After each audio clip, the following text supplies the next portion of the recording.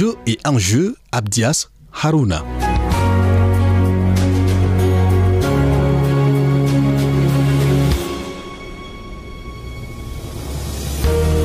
Bonjour à tous et merci d'écouter la CRTV. Bienvenue à votre programme Jeux et enjeux dont nous vous recommandons l'abonnement dans votre réseau social préféré.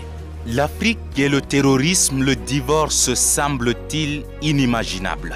Malgré les efforts consentis par les États, l'hydre terroriste reste d'actualité.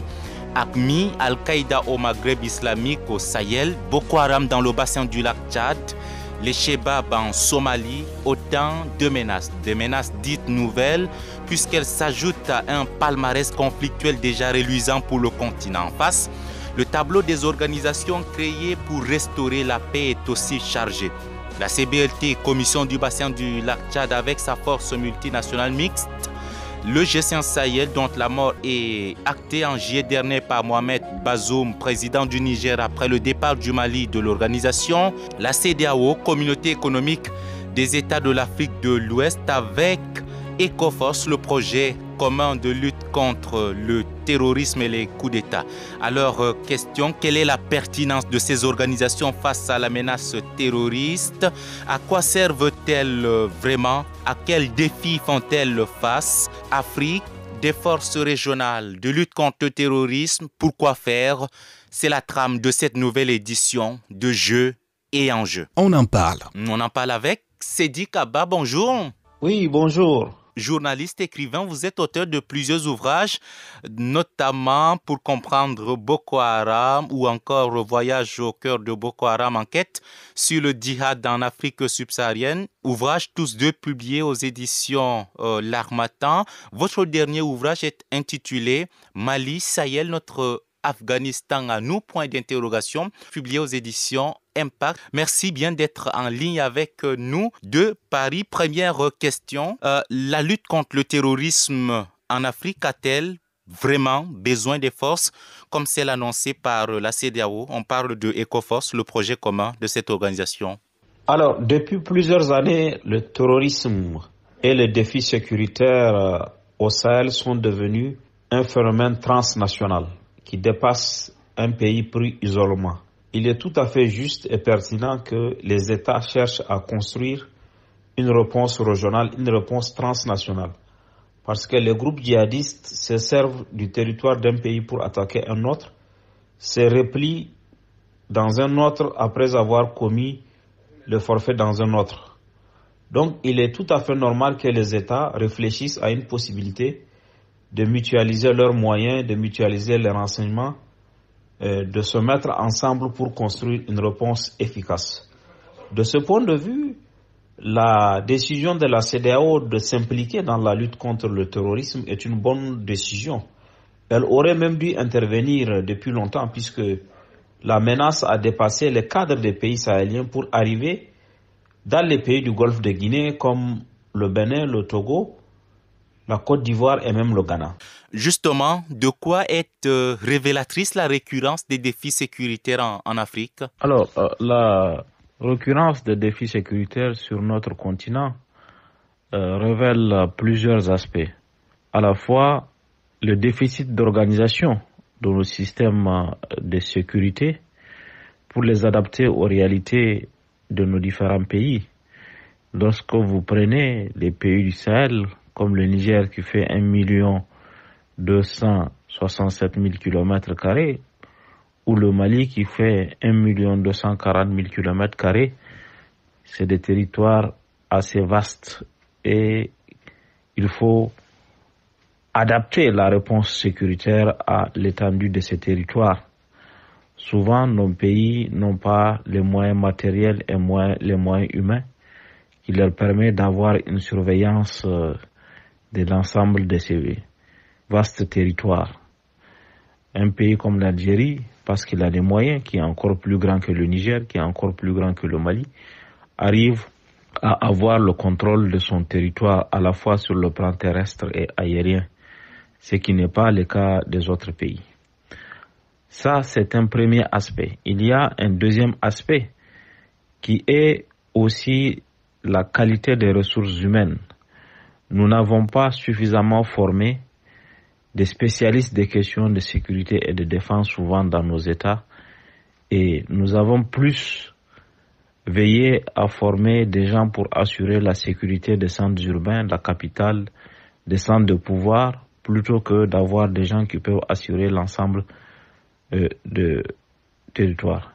Ensuite, le contexte international avec la montée du terrorisme un peu partout est venu fragiliser l'ensemble des systèmes de sécurité. Donc, quand vous mettez ensemble ces différents facteurs, vous comprenez un peu les difficultés de relever les défis sécuritaires que nous avons dans certaines régions de notre continent. Le Sahel, la Corne de l'Afrique, le nord-est de la RDC, l'Afrique du Nord, toutes ces régions-là qui sont confrontées aux problèmes de sécurité. On va revenir à cette question des moyens, mais si vous le voulez, les accords multilatéraux de sécurité et de coopération suffisent-ils pour venir à bout des menaces transfrontalières en Afrique? C'est dit Kaba.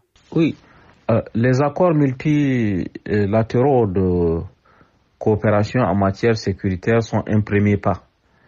Parce que dans la plupart des pays, la menace sécuritaire est une menace transnationale. Et elle ne peut être combattue que de façon transnationale. C'est-à-dire aucun pays pris isolément, quels que soient ses moyens, ne peut faire face à la menace. Donc il est bon qu'il y ait des accords de coopération entre les pays eux-mêmes, entre les pays africains.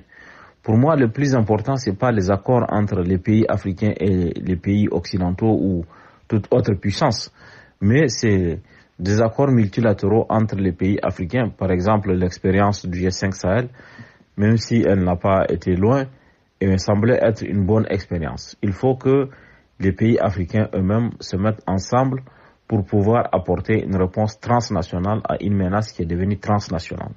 Mais ces accords ne peuvent pas suffire à eux seuls. Il faut aussi que dans chaque pays, qu'on puisse avoir une question de développement, qu'on puisse trouver du travail pour les jeunes, qu'on puisse ne pas laisser une jeunesse désœuvrée qui peut être recrutable par les groupes djihadistes. À côté de cela, il faut aussi régler la question de la gouvernance. Tout ce qui est injustice sociale, on a vu que l'injustice tout court alimente les groupes terroristes, alimente. Donc il faut trouver des questions de justice à travers la bonne gouvernance. Et qui dit bonne gouvernance aussi dit meilleure gestion des deniers publics. C'est-à-dire qu'il faut éviter que des parties entières du territoire soient abandonnées du fait de la mauvaise gestion des deniers publics. Ça me semble important. Et ce sont ces réalités mises ensemble, la question de la présence de l'État, la question de la gouvernance, la question de l'organisation, pour qu'on puisse avoir des services publics essentiels dans la plupart des régions, qu'on puisse avoir une justice qui fonctionne.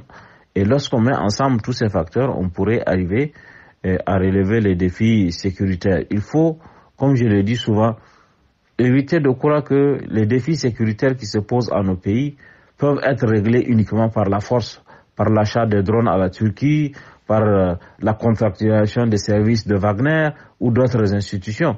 Non, tout ça ne va pas suffire. Il faut, au-delà de la coopération qu'on peut avoir nous-mêmes, il faut intégrer un certain nombre de réalités qui sont à la base des différents défis sécuritaires que nous connaissons. Effectivement, dans le bassin du lac Tchad, la FMM, la Force multinationale mixte, a intégré les actions civilo-militaires dans son cahier de charges. Sur le terrain, suffisent-elles pour endiguer l'opération séduction de ISWAP, l'État islamique en Afrique de l'Ouest? Oui, les actions civilo-militaires peuvent avoir leur sens. Et les actions civilo-militaires que mène la FMM sont des actions qu'il faut saluer. Et à mon avis, ça ne suffira pas parce que, à la fois sur le plan de l'efficacité, mais des actions ponctuelles comme ça ne suffiront pas. Il faut, au-delà de ça, donner des perspectives aux jeunes parce que vous savez que ISWAP utilise beaucoup la situation de fragilité dans laquelle se trouvent des jeunes. Un jeune de Kolofata ou un jeune de Difa ou un jeune de Maïdougouri ou un jeune de Paul, si tous ils n'ont pas de travail, ils n'ont pas de perspective, c'est en ce moment que Issawa profite pour les séduire. Donc si on n'agit pas sur les raisons qui amènent Issawa à les séduire, les actions civilo-militaires qu'émène la FMI ne seront pas suffisantes. On reste dans le bassin du lac Tchad. Comment se porte le multilatéralisme sécuritaire dans cette région? Oui, le multilatéralisme sécuritaire dans le bassin du lac Tchad peut être considéré comme un bon début. Vous savez, jusqu'en 2015, chacun des pays du bassin du lac Tchad, le bassin du lac Tchad, comme on sait, fait l'objet d'une commission qui a été créée en 1965 et qui comprend le Cameroun, le Niger, le Nigeria et le Tchad. Donc, au niveau de cette commission du bassin du lac Tchad, jusqu'en 2015, comme je disais, il n'y avait pas une coordination de la réponse sécuritaire. Et à partir de 2015, il a été créé la force mixte multinationale, FMM, dans le bassin du lac Tchad pour combattre Boko Haram. Et aujourd'hui, cette force arrive à faire un travail qui, s'il n'est pas parfait, est remarquable parce que il permet aux pays de mutualiser leur réponse aux défis sécuritaires. L'organisation de cette force en 4 secteurs, le secteur 1 qui se trouve au Cameroun, le secteur 2 qui se trouve au Tchad, le secteur 3 qui se trouve au Nigeria et le secteur 4 qui se trouve au Niger. L'ensemble de ces secteurs travaille sous la coordination d'un commandant en chef de la force mixte multinationale qui est basée à N'Djamena, et il y a un travail qui est fait. Il faut améliorer l'efficacité de ce travail pour que cette expérience de réponse commune à un défi sécuritaire puisse être poursuivie, puisse être célébrée, puisse être reconnue par les uns et les autres. Il est important que cette expérience de réponse sécuritaire portée par la force mixte multinationale se poursuive et qu'elle puisse même être un exemple qui va être cité un peu partout dans le monde. En tout cas, la force a quelques acquis, mais la question sécuritaire dans le bassin du lac Tchad n'est pas que militaire, elle est aussi une question de développement, une question d'écologie, et c'est pour cela que tout ça est important. Alors, on l'a vu avec le G5 Sahel et d'autres organisations de lutte contre le terrorisme en Afrique. Un problème de leadership se pose.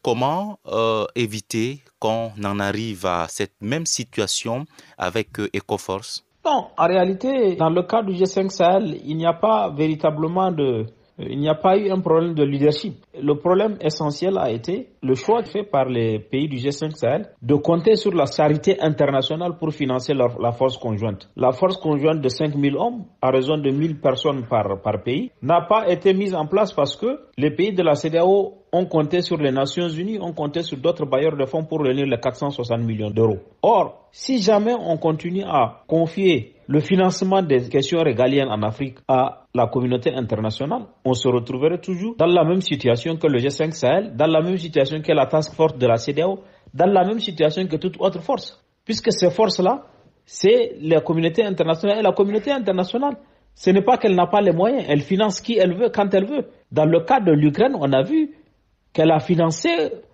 pour plus de 20 milliards de dollars d'armement.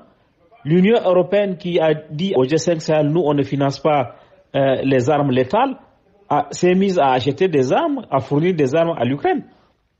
Donc, le problème du G5 Sahel et le problème qui risque de se poser à la CEDEAO, c'est celui de compter sur la communauté internationale pour financer ses actions. Ça ne marche pas et ça ne marchera pas si on compte sur la communauté internationale. Voilà la vraie question qui se pose. Il faut sortir de ce type de paradigme. Considérer que la communauté internationale doit financer ce dont nous avons besoin est une erreur. Il faut que nous soyons dans l'autofinancement, il faut que nous soyons dans la solidarité internationale. Un pays comme le Nigeria, 550 millions de dollars, c'est pas grand-chose. Quand on réunit le Nigeria, la Côte d'Ivoire, le Ghana, qui sont des pays qui ont les moyens, on peut trouver 550 millions pour financer la task force. Mais on ne le feront pas. Ils vont compter sur la solidarité internationale qui ne viendra pas parce que les pays ont leur agenda, ils ne vont pas donner de l'argent gratuitement. Et leur priorité, ce ne sont pas les priorités de la CEDEAO. Voilà notre vrai problème. Voilà le problème que nous avons en Afrique. Vous avez vu même l'Union africaine, son siège a été offert par la Chine parce que les pays africains n'ont pas été capables de construire un siège. La plupart, 80% des programmes de l'Union africaine sont financés par l'Union européenne et les autres partenaires. Elle n'a pas de financement propre. Et à partir du moment où on n'a pas de financement propre, on tombe dans le principe de qui paye commande. Les Européens vont donner l'argent et ils vont nous dicter leur volonté. Si on veut sortir de cela, il faut que nous soyons nous-mêmes capables de nous autofinancer. Alors, Ecoforce est-elle une réponse à l'échec de l'opération Barkhane au Sahel? Traduit-elle l'autonomie stratégique des États de la CEDEAO? Non, la décision de créer la Task Force de lutte contre le terrorisme et le coup d'État intervient après le constat que les chefs d'État ont fait que la menace terroriste connaît une extension territoriale. Au début, elle concernait que les pays du Sahel. Aujourd'hui, elle concerne les pays du Sahel et les pays du Golfe de Guinée. Donc, l'ensemble de l'Afrique de l'Ouest est concerné. Et il faut construire une réponse collective. De ce point de vue, on peut comprendre la démarche des États africains. Il y a aussi le constat que si la menace terroriste connaît une extension territoriale, c'est aussi parce que la réponse qui a été jusqu'ici apportée, qui a consisté à s'appuyer sur des partenaires extérieurs, n'a pas donné de bons résultats. Elle n'a pas donné de bons résultats également parce que on a considéré que la situation au Sahel, le défi sécuritaire, était un défi militaire qui appelle une solution militaire et sécuritaire. Or, il y a des questions de développement, des questions de gouvernance, des questions de présence de l'État. Toutes ces questions ne peuvent pas être réglées par la force. Et vous voyez, les États pensent que c'est une question militaire et sécuritaire. Ils veulent créer une force, ils veulent donner des moyens. Or, la question n'est pas sécuritaire et militaire seulement. Et ça, il faut que nos États en prennent conscience. Nos partenaires, malgré leurs moyens, nous-mêmes, malgré les moyens qu'on a mis avec eux, on n'a pas réussi à régler ce problème parce que le problème n'est pas sécuritaire et militaire seulement. Il a d'autres dimensions et il faut que nos pays prennent conscience des autres dimensions. Et c'est ça qui, à mon avis, peut être efficace. C'est pas simplement une volonté d'autonomie stratégique puisque les pays n'ont pas décidé de se couper du soutien extérieur. Malgré la décision de créer la force conjointe, il y a des pays qui continuent à faire appel, des pays de la CEDEAO qui font appel à des partenaires extérieurs. Donc il n'y a pas une volonté de rupture, il n'y a pas une volonté de changement. Il y a une volonté de créer une force à côté de partenaires internationaux. Et ce qui est intéressant, c'est aussi voir comment ça va s'articuler, comment cela va se faire. Honnêtement, la démarche de la mutualisation est une bonne démarche, mais je crains que les lenteurs que nous allons connaître, les difficultés de mise en œuvre ne conduisent simplement qu'à des annonces de bonne volonté de la part de la CEDEAO qui ne seront pas suivies d'effets. Et dans ce contexte, il est à craindre justement que la menace terroriste continue de progresser. La situation sécuritaire, il faut le dire, n'est pas bonne au Mali, elle n'est pas bonne au Burkina Faso et les risques d'extension sont encore réels. On n'a pas encore réussi à contenir l'extension territoriale de la menace terroriste et ça, il faut craindre que les choses se dégradent dans les prochains jours, dans les prochaines années, dans les prochains mois. Effectivement, la CEDEAO a-t-elle les moyens militaires efficaces pour contrer les coups d'État et le terrorisme? Non, pour moi, il faut distinguer deux choses. La lutte contre le terrorisme ne doit pas être associée à la lutte contre les coups d'État. C'est une confusion qui risque d'entraver la bonne volonté de la CEDEAO. Le terrorisme aujourd'hui est devenu un phénomène qui menace toute l'Afrique de l'Ouest. Donc il est normal que la CEDEAO décide de mettre en place une task force, comme ils l'ont appelé une task force, à condition justement de prévoir le financement qui va avec. Le financement a été estimé à 550 millions de dollars. Pour l'instant, visiblement, les pays ne vont pas mobiliser cet argent eux-mêmes. Ils en appellent à la communauté internationale pour le financer. Et c'est là où il y a un problème. Parce que comme on l'a vu dans le cadre du G5 Sahel, la communauté internationale n'est pas prête à financer une force régionale de lutte contre le terrorisme. Et à mon avis, l'exemple de l'Ukraine aujourd'hui aurait pu interpeller les dirigeants africains, les amener à compter sur eux-mêmes. La force conjointe du G5 Sahel avait besoin de 400 millions d'euros, elle n'a jamais réussi à l'avoir. La force actuellement la force de la CEDEAO a besoin de 550 millions, je ne suis pas sûr que la communauté internationale va lui donner. Donc si les pays eux-mêmes ne prêtent pas à l'autofinancement, cette force de lutte contre le terrorisme ne sera pas efficace. Maintenant, confier à cette force le mandat de lutter contre le coup d'État est une erreur. Parce que c'est comme si on soignait les symptômes et non la maladie. Les coups d'État ont une cause. Si on veut éviter qu'il y ait des coups d'État, on n'a pas besoin d'une force. Il faut faire en sorte qu'il n'y ait pas de conditions du coup d'État. Dans le cas de la Guinée, tout le monde a vu venir le coup d'État contre Alpha Condé parce que Alpha Condé a confisqué la démocratie. Il a créé un troisième mandat qui a créé les conditions du coup d'État. Est-ce qu'il fallait attendre que le coup d'État se produise pour que la force intervienne? Est-ce que cette force aurait pu empêcher Alpha Condé de confisquer la démocratie? Donc, ce sont des questions. Et de mon point de vue, si la CEDEAO crée un mandat confié à la force coup d'État et lutte contre le terrorisme, elle va complètement passer à côté. Et je ne suis pas sûr d'ailleurs qu'elle réussisse à mettre, parce qu'il y a des pays qui ne sont pas prêts à s'engager justement dans ces aventures d'aller attaquer un autre pays parce qu'il y a eu un coup d'État, alors qu'on n'a rien fait pour empêcher le coup d'État lui-même. Comment justement relever le défi de l'autofinancement des opérations de lutte contre le terrorisme en Afrique? Sidi Kaba. Je pense que si on dit que les pays africains vont contribuer, on n'y arrivera pas. Ce qu'il faut, à mon avis, il faut trouver des financements innovants. Il faut trouver un mécanisme de taxe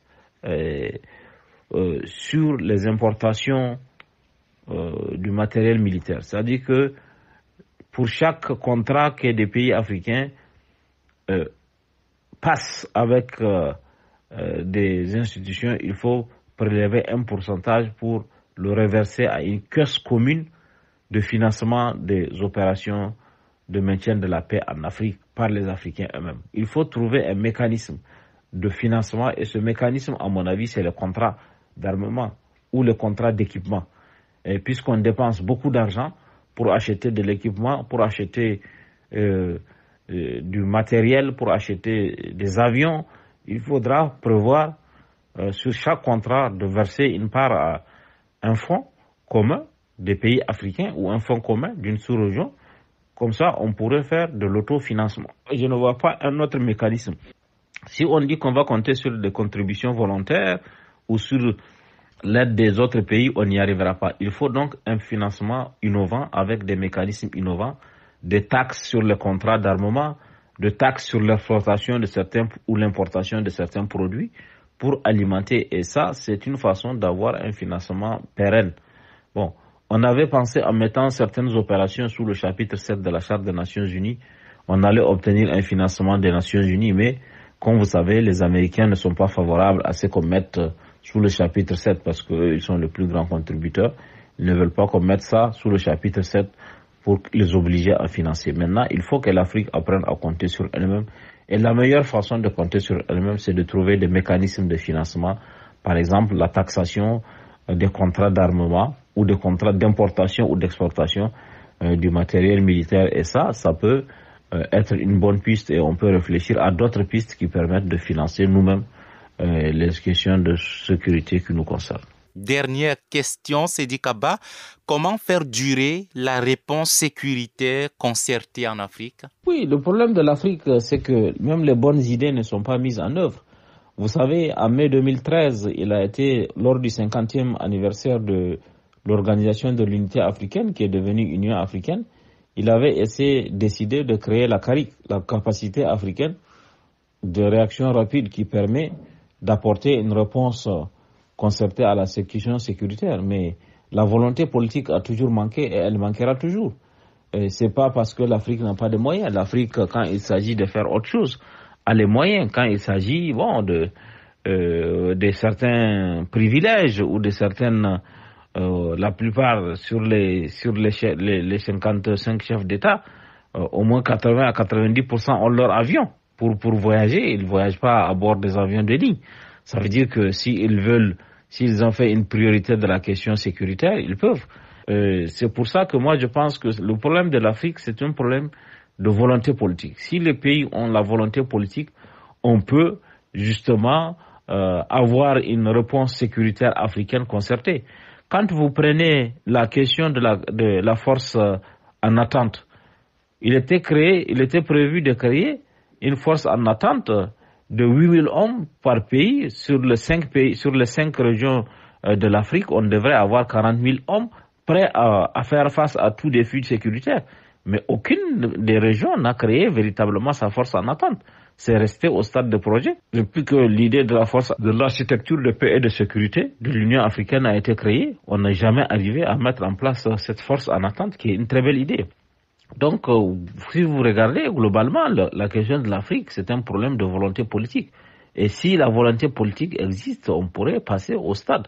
À mon avis, à défaut d'avoir une force par sous-région, il faut peut-être commencer, comme on a vu dans le cadre du G5 Sahel, même si ça n'a pas prospéré, c'était une bonne idée de se mettre ensemble.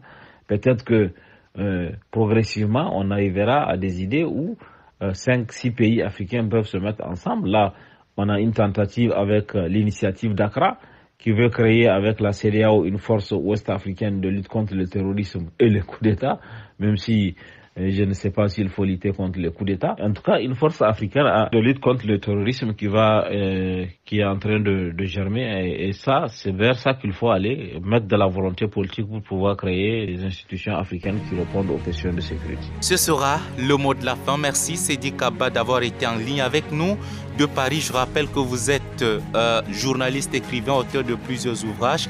Votre dernier ouvrage est intitulé Mali, Sahel, notre Afghanistan à nous, point d'interrogation, ouvrage publié aux éditions Impact. Merci beaucoup. Jeux et enjeux touche à sa fin.